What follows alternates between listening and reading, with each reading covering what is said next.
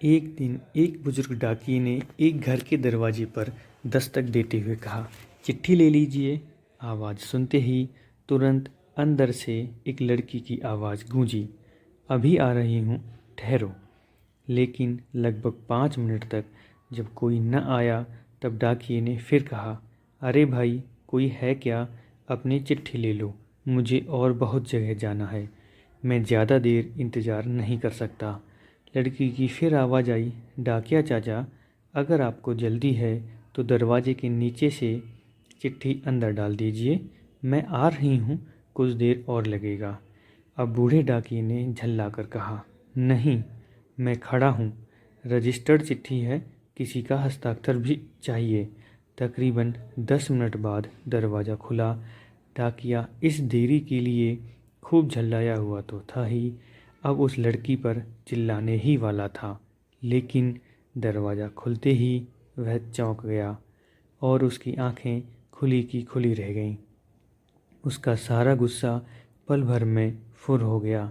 उसके सामने एक नन्ही सी अपाहिज कन्या, जिसके एक पैर नहीं था, खड़ी थी।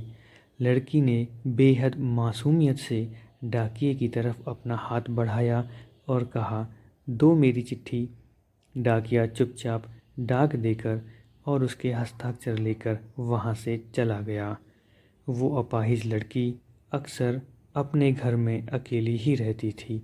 उसकी माँ इस दुनिया में नहीं थी और पिता कहीं बाहर नौकरी के सिलसिले में आते जाते रहते थे।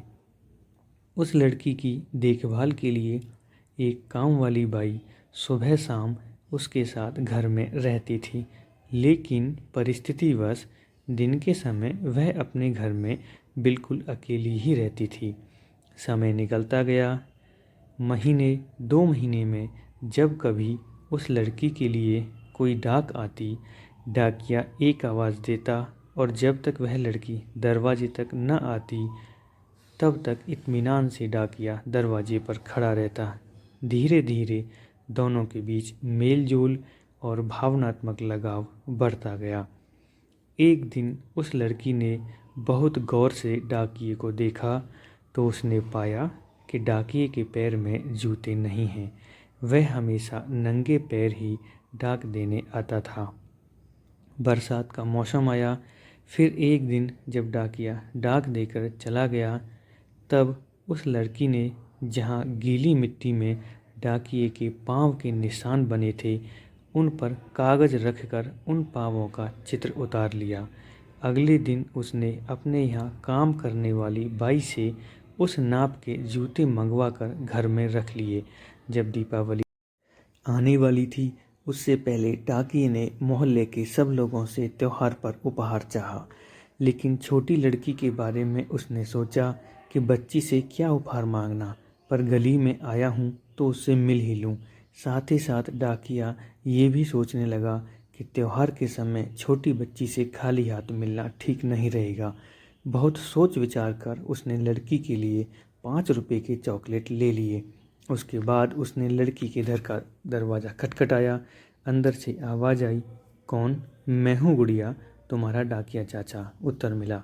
लड़की ने आकर दरवाज़ा खोला तो बूढ़े डाकिया ने उसे चॉकलेट थमा दी और कहा, ले बेटी, अपने गरीब चाचा की तरफ से। लड़की बहुत खुश हो गई और उसने कुछ देर डाकिये को वहीं इंतज़ार करने के लिए कहा।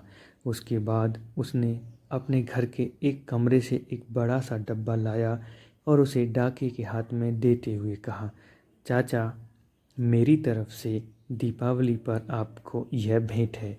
डब्बा देखकर डाकिया बहुत आश्चर्य में पड़ गया। उसे समझ में नहीं आ रहा था कि वह क्या कहे। कुछ देर सोचकर उसने कहा, तुम तो मेरे लिए बेटी के समान हो, तुमसे मैं कोई उपहार कैसे ले लूं बिटिया रानी। लड़की ने उससे आग्रह किया कि चाचा, मेरी इस गिफ्ट के लिए मना मत करना, नहीं तो मैं उदास हो जाऊंगी। ठीक है, कहते हुए बूढ़े डाकिये ने पैकेट ले लिया और बड़े प्रेम से लड़की के सिर पर अपना हाथ फेरा, मानो उसको आशीर्वाद दे रहा हो। बालिका ने कहा, चाचा, इस पैकेट को अपने घर ले जाकर खोलना। घर जाकर जब उस डाकिये ने पैकेट खोला तो वह आश्चर्यचकित रह गया, क्योंकि उसमें एक जोड़ी जूते थे। उसकी आंखें डबडबा गईं। डाकिये को यकीन नहीं हो रहा था कि एक छोटी सी लड़की उसके लिए इतनी फिक्रमंद हो सकती है। अगले दिन डाकिया अपने डाकघर पहुंचा और उसने पोस्ट मास्टर से फरियाद की कि उसका तबादला फ़ौरन दूसरे इलाके में कर दिया जाए। पोस्ट मास्टर ने जब इसका कारण पूछा तो डाकिये ने वे जूते टेबल पर रखते हुए सारी कहानी सुनाई और भीगी आंखों और रुंधे गले से कहा, सर, आज के बाद मैं उस गली में नहीं जा सकूंगा। उस छोटी अपाहिज बच्ची ने मेरे नंगे पाँवों को तो जूते दे दिए हैं, पर मैं उसे पाँव कैसे दे पाऊंगा। इतना कहकर डाकिया फूट फूट कर रोने लगा।